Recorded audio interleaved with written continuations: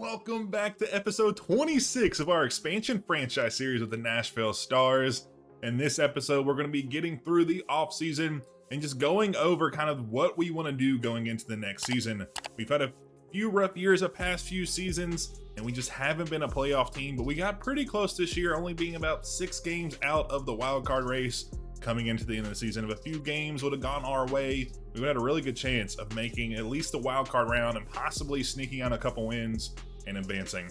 But with that out of the way, let's go ahead and get straight into free agency and kind of see where we're at. But let's go ahead and take a look at our depth chart and see our game plan for this free agency and see what we're going to try to pick up going into the next few weeks. So I was going to take a look at our depth chart, but let's go ahead and go through our lineup to see kind of where we are. So right now, our game plan is to have Ray McAllister leading off the lineup for us. He finished the season last year with a .215 average in the majors, 3 homers, 5 RPIs. Wasn't the greatest in the world, but he did end with a .661 OPS, and we were kind of the ones that kind of screwed him over some. We had about 10 to 12 at-bats that we didn't get a hit.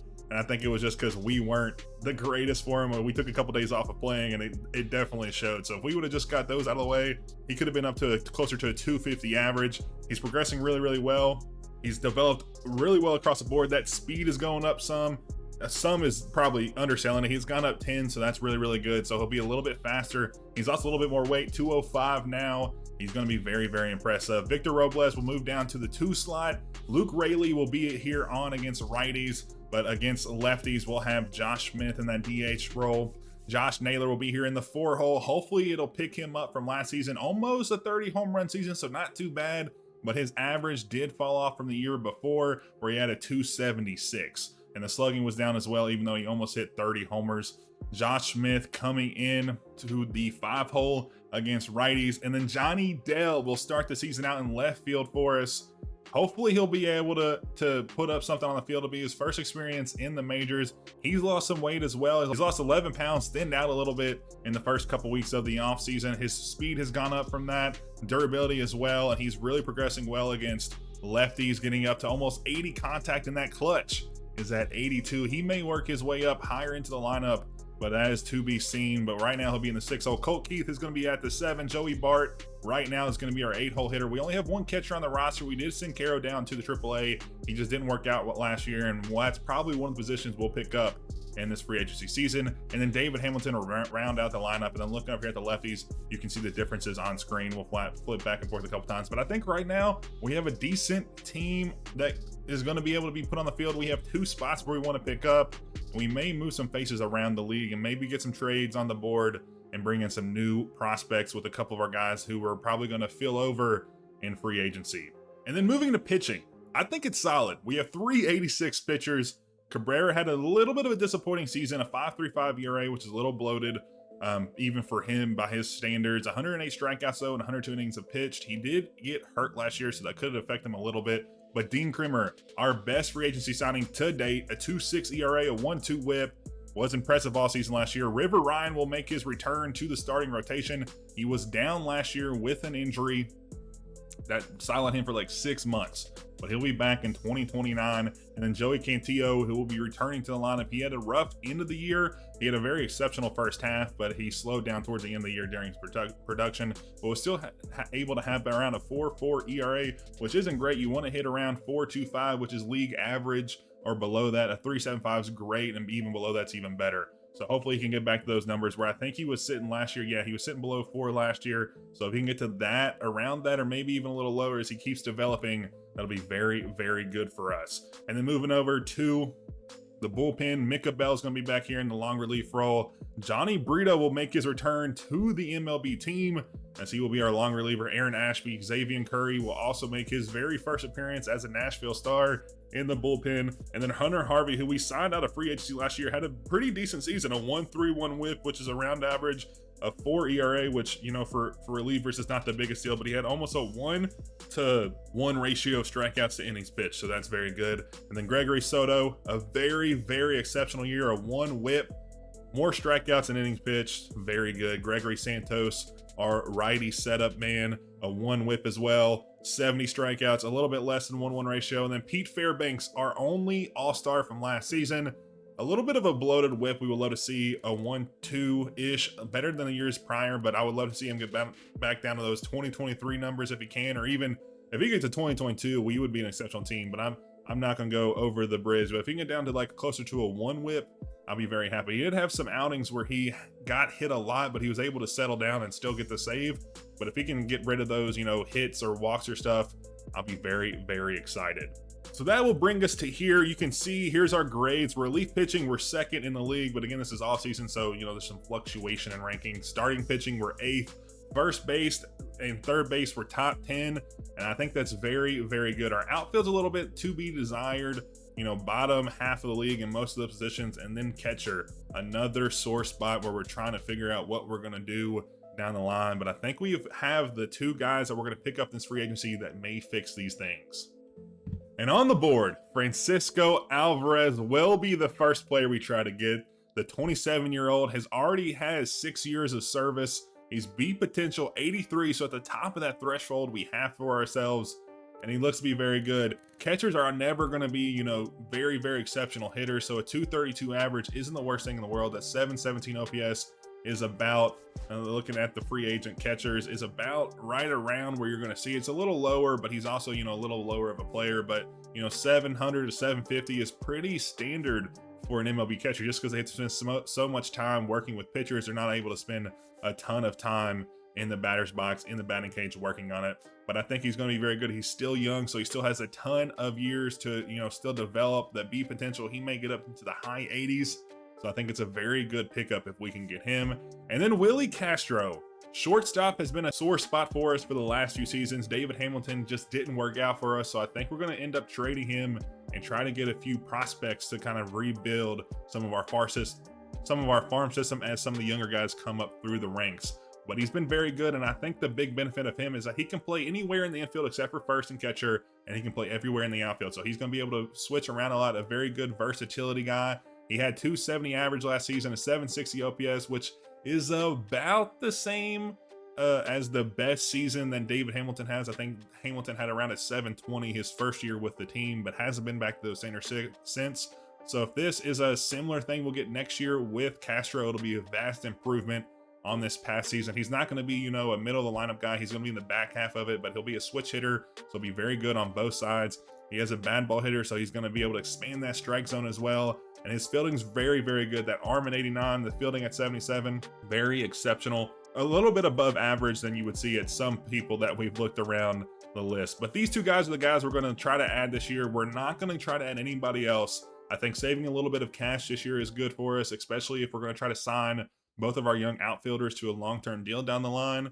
And then also, I just don't really think we have a position to put a bunch of other guys. We could sign maybe another starting pitcher, but we have some younger guys we want to get in. We could sign another relief pitcher, but we're already really good. Maybe we need another lefty there. That could be argued. And then in the infield, outside of that shortstop and catcher position, I don't really think we have a ton of things to improve. Yeah, we could go get maybe a second baseman to improve that, but I don't really want to improve left field or center field because that's where our younger guys are going to be placed for the next few seasons, and I don't want to overshadow them. I want to get some of the guys we've drafted into the majors and kind of keep pushing it that way. And then the last thing before we advance into, the simulation and get through free agency, we filled out our trade block with a bunch of our players.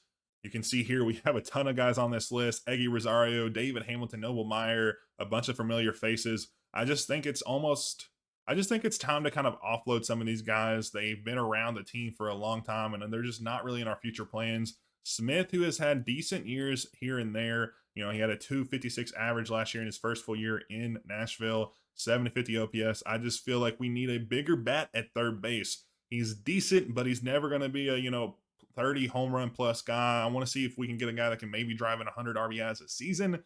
That would be something we would be very, very happy with. And then Eggy Rosario, he's really only a lefty pitching hitter. We really only have him batting one way, and I want to get away from only having one situational type of players, given he's very, very good at what he does.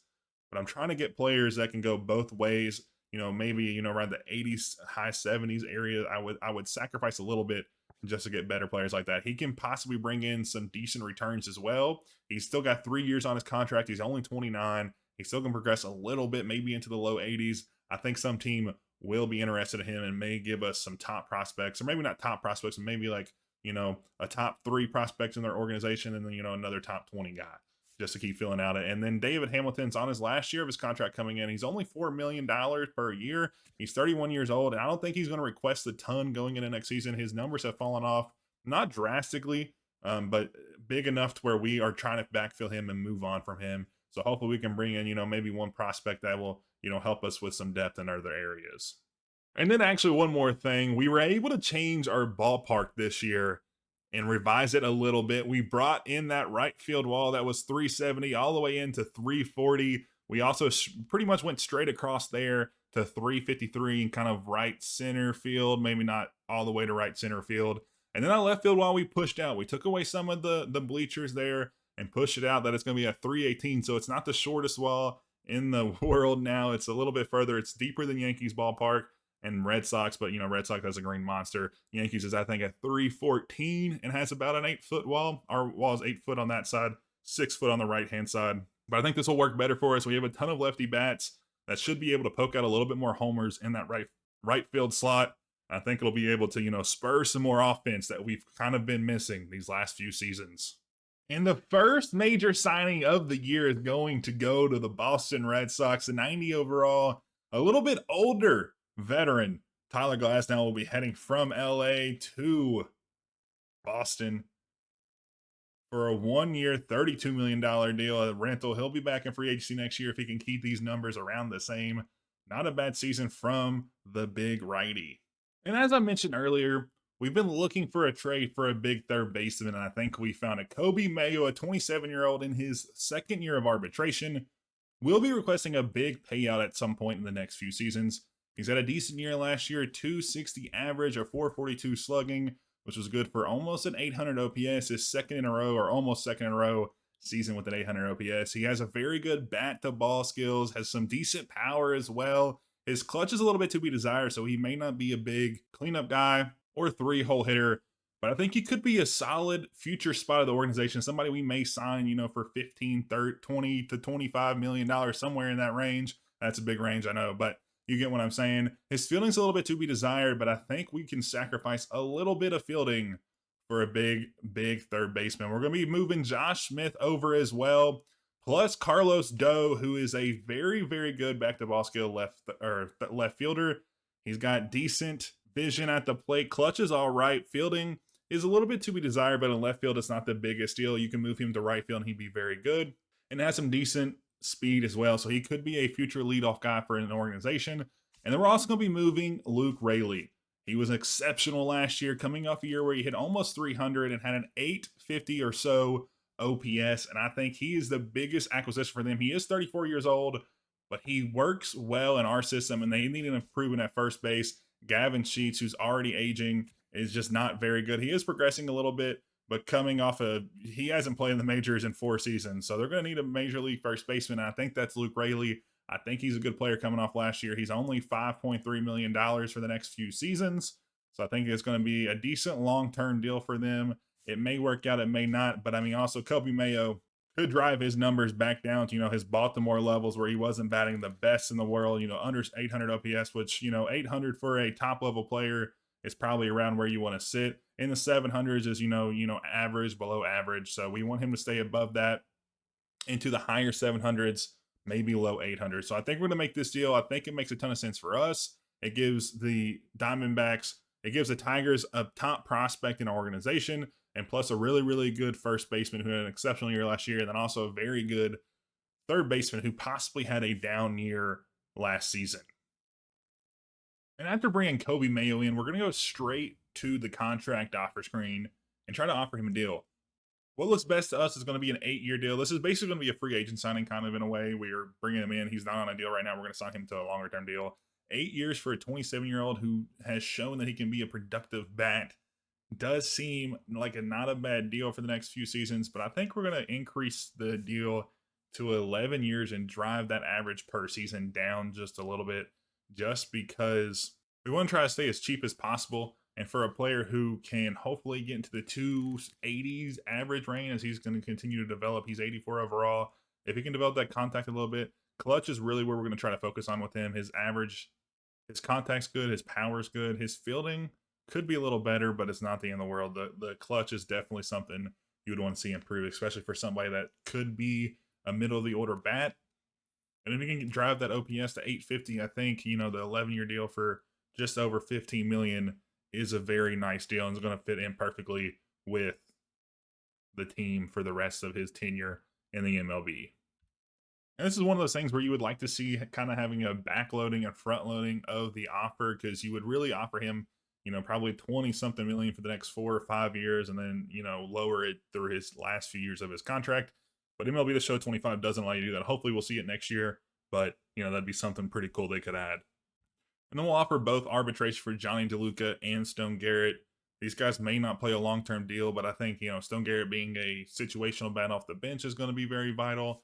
And then having Johnny DeLuca as somebody that can come in and sub in and be a very, very good fielder, or maybe even kind of a pinch runner type of thing, could be useful. If not, Stone Garrett can fit down in the minors if we need him to. He still has, 2 service league options. And if anything, we can put DeLuca on waivers and see if he'll move down. He'll probably get picked up. He's a decent center fielder. But we're only going to offer him around $3 million. So it's not the worst part.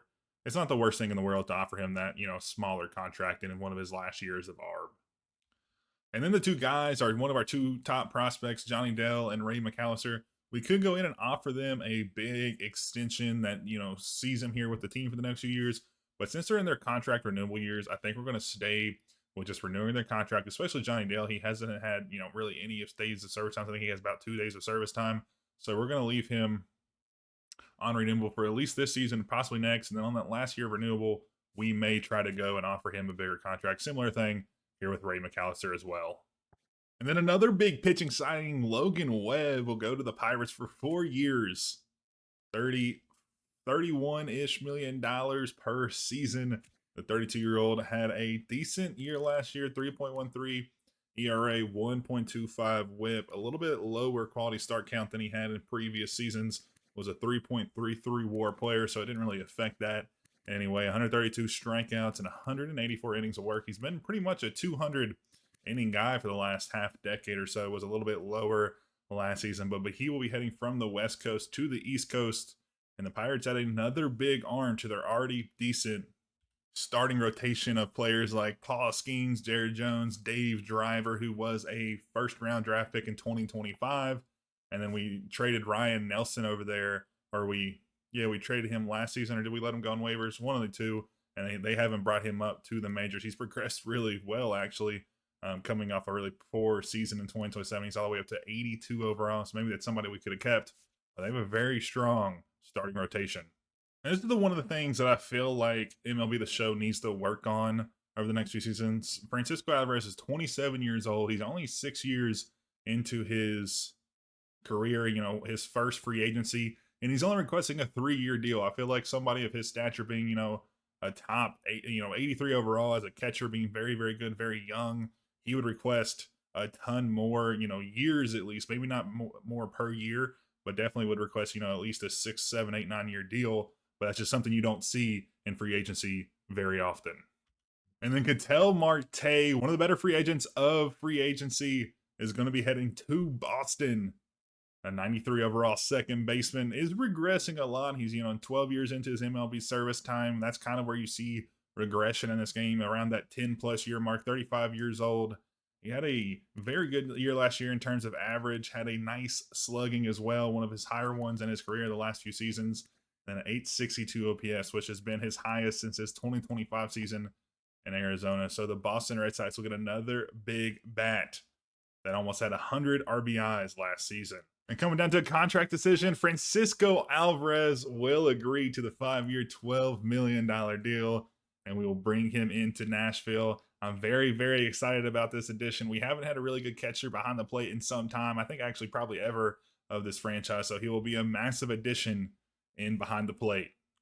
And then Riley Green, a big left fielder, will sign almost a 10-year deal for $23 million per season. He'll be heading to the in-division rival, the Braves. He had almost a 300 average last year, 19 homers and 74 RBIs. A very, very good pickup by the Braves. And then Jose Ramirez will be heading to Detroit. The third baseman signs a nice 2-year extension, or a 2-year deal That will keep him in Detroit for the next 2 seasons. 95 overall, 312 average, 30 homers, 3 RBI shy of 100. Very, very good, but he is aging. He is regressing a little bit. The contact's still there, so he's definitely going to be a very, very good bat for the Tigers. And then a familiar face, Yuri Perez, who took a year off after 2025 after we dropped him. He was in Minnesota. He will be heading to Atlanta via a trade with Michael Harris Jr. highlighting it from the Braves side, and a shortstop who is a B potential guy, but really, really low overall. May not make an impact anytime soon. But Yuri Perez will add another big arm to the Braves starting rotation. That's a little scary for us since we have to play them multiple times a season. Hopefully we can take advantage of him and still come up with some good results against the Braves this year. And then Christopher Sanchez, an 88 overall starting pitcher, will be heading to Milwaukee to the Brewers for 3 years, $27 million. This is pretty much the year of starting pitchers. A ton of 88 plus starting pitchers have already been on the move early on in this franchise or this free agency. And it's been a big movement as the Brewers pick up another nice arm to fill out the rotation. Another contract decision, Willie Castro will come to the Stars for a 4-year, $15 million deal. The 71st ranked free agent has decent potential, is a good 82 overall, and he will replace David Hamilton in the starting lineup. And then Royce Lewis, one of the biggest bats in free agency, will be heading to the Mariners. After a few seasons of having Vladdy over there at first, they will have their corners locked down for the next 5 seasons. 2 big bats there will highlight their lineup. He had a good year last year, 276 average and 821 OPS, a little bit down from the year priors, but looks to make a good impact with the Mariners this next season. And the Angels will make a massive splash in the trade market after Luis Robert Jr. went back to the White Sox last season after signing a contract extension with them. Didn't have the greatest year last year for one of the better center fielders, a young guy. He's 31 years old now. He had 26 homers. He'll be traded for Gilberto Viciano, who has decent potential, but is already 20 years old, 56 overall, and Joaquim Navarro. Interesting trade by the White Sox. Not really sure they got what they wanted in return, but Robert will be in LA for the next 3 years. And as we head to the draft lottery, we have a chance to go in the top 10. A 1.8% chance to get the number 1 pick. Hopefully we can move up a couple rungs. We got kind of screwed over last year where we dropped from, I think, 4th all the way to 7th. Hopefully that same thing doesn't happen this season. Let's find out.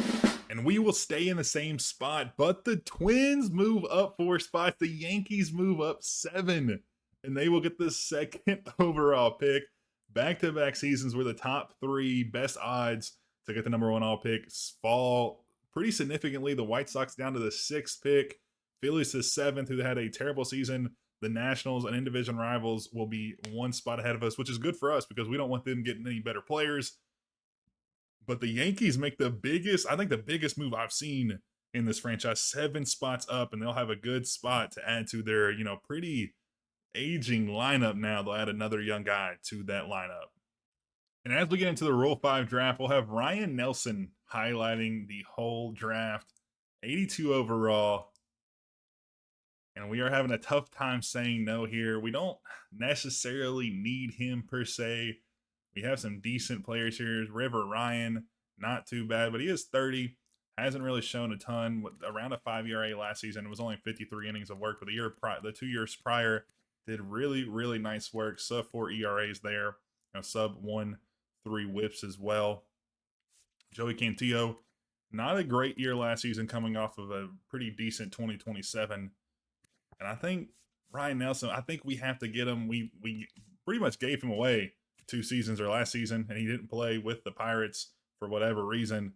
But I think we get to pick him up. I think that's the best choice of action here. He's 82 overall, would add another nice arm to the rotation, and we can work some stuff where we maybe move, one of these guys down to the minors. Maybe Micah Bell goes back down. Actually, he can't because he's used 3, but maybe Joey Cantillo goes down to develop just a little bit more. He's kind of getting to his max threshold, that potential C level. I just don't foresee him possibly really getting any better from where he's at now. So I think Ryan Nelson, even if he's a 1-year rental, we don't sign him back in free agency next year, would be a good pickup if we're trying to push for a playoff spot this season.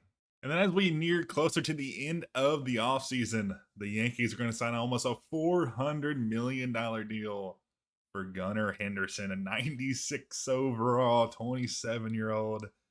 He is an electric player, and he will be going to the Bronx. Had his best season in a couple years last year, 286 average, a 923 OPS. Was able to produce almost 5 WAR. Actually, I mean, if you look at WAR, it's probably his worst season in 4 years. But his average was looking pretty good, though. And they're going to add another big bat to that scary, scary lineup they have highlighted by Aaron Judge. And after the arbitration hearings, we'll be able to keep Ryan Nelson for sub $4 million. An absolute insane pickup for a very, very good overall pitcher that has very good high potential as well. And I'm very excited about that pickup. Hopefully he'll pan out in a good fashion for us this season. But as we come to an end of this video, we will be out of the offseason in this one, and we're looking very good. Top 10 team right now in spring training. Top 10 pitching. You know, we're kind of around the middle of the pack in contact power, defense. I'm very, very excited about this season. A couple of things that we're kind of concerned about coming into this year about how it's going to pan out is if Ray McAllister is going to be able to play up to kind of his overall rather than what he's been playing like the last few seasons. It's been kind of a rough go of it so far, but hopefully he can, you know, turn around from, you know, the beginning of his tenure in MLB. And then Johnny Dale, another unknown, a younger player. Will he be able to shine in that, you know, 5 to 6 role in the hitting spot? I don't know. I hope so. I'm hopeful about it. And then, as always, we have some questions in pitching. Edward Cabrera, can he finally put it together for a good season? Dean Kremer has kind of worked himself into a very solid spot in our rotation. And then Ryan Nelson, Joey Cantillo, can they round out the starting rotation and just kind of give us a little bit more oomph going into the 2029 season? We do see that Chris Patton has moved back down to the AAA ranks. It was inevitable. He just didn't have enough, and he didn't progress enough this past season to really, you know, secure his spot on the opening day roster. So hopefully we'll see him maybe in the later stages of the season or maybe even in next year. He's only 24, so we still have a few years with him before he feels developed. You know, pitchers take a little longer than, you know, batters to really kind of move up into the majors. So I'm not too worried about it going into next year. And then we look at the top prospects. Here's the top 9, top 10 guys, and we'll take a look at our guys. Abraham Feliciano, the 6th prospect in all of baseball, our 3rd round draft pick from last season, has very good potential, which is kind of what they rate him on. 62 overall. Very, very exciting stuff. And then looking at our, you know, top 10, top 9 guys, Johnny Dale highlights at a 2nd, and then Ray McAllister's in that 5th spot. Tyler Brady, our 1st overall pick from last year, a very good bat to ball skills, very good fielding. The arm is a little bit, you know, weak for a shortstop player. He may move to second base down the line, but that is to be seen. And then the rest of the, you know, the top 10, I'm very excited about where we are this year. I think we have good things ahead of us. We just need some of our younger guys to pan out and some of our free agent signings to, you know, kind of push us to the next level and get us to that playoff spot. So with that, I appreciate y'all tuning in today. I hope y'all enjoyed. I'll catch y'all next episode 27 of the series. Let me know down below what you all liked. Any concerns, comments. What about the new baseball field we have? We, you know, rearranged a little bit. Hopefully it'll provide better results. And if you did like today's video, do leave a like down below and hit the subscription button if you're not subscribed. It would be really, really appreciated. But I'll catch you all in the next one when we get back into it with the Nashville Stars. And a huge shout out to Chris, our very first premium channel member. Thanks for all your support, man. It's really appreciated.